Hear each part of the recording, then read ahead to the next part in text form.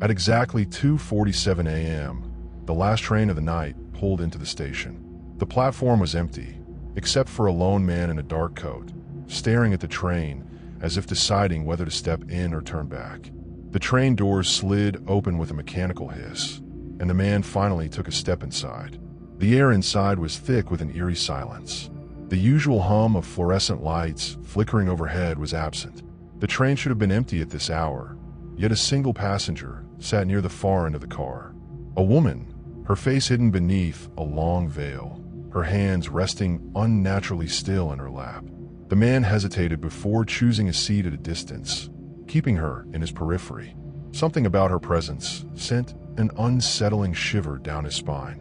As the train jerked forward, the man pulled out his phone to check the time, but the screen flickered, then died. No signal, no battery warning, just nothing. He sighed and tucked it back into his pocket. Minutes passed. The train rocked gently as it cut through the underground tunnels. And then, tap, tap, tap. A faint clicking sound echoed through the car. The man's breath hitched. The woman hadn't moved an inch, but the sound persisted, like fingernails drumming against a hard surface. He swallowed hard, forcing himself to glance in her direction.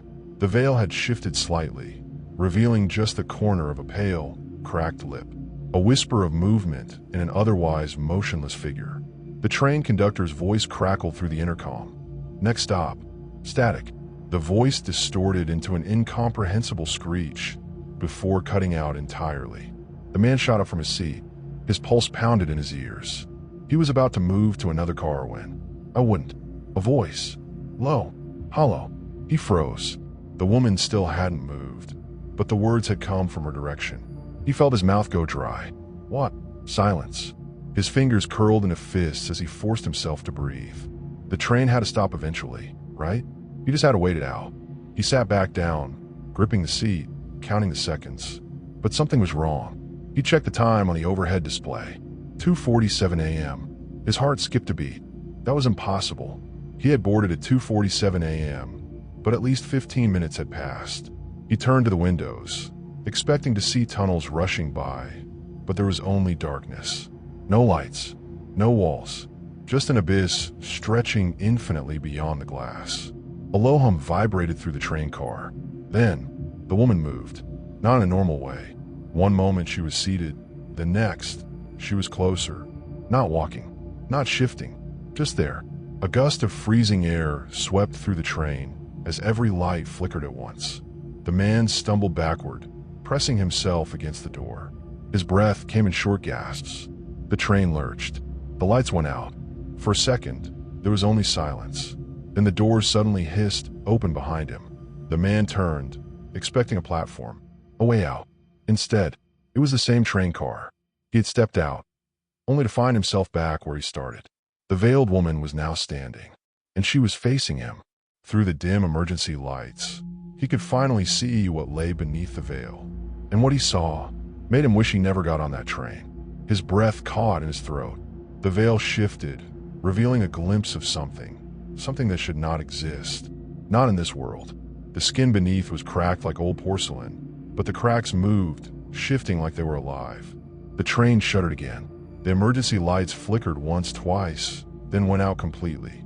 The darkness was suffocating. He could hear her breathing now, deep, slow, deliberate. The sound wasn't coming from her face, but from all around him. Then, a whisper, right by his ear. You were never supposed to leave. He spun around, but there was nothing behind him. Just the empty train car stretching endlessly in both directions. No exit, no conductor, no stops. A cold dread settled in his chest. He needed to wake up. This had to be a dream. But then, the train lurched again. A screeching sound, like metal twisting against metal, ripped through the air. He stumbled forward, gripping onto a pole to steady himself. When he looked up, the woman was gone. But the veil lay crumpled on the seat.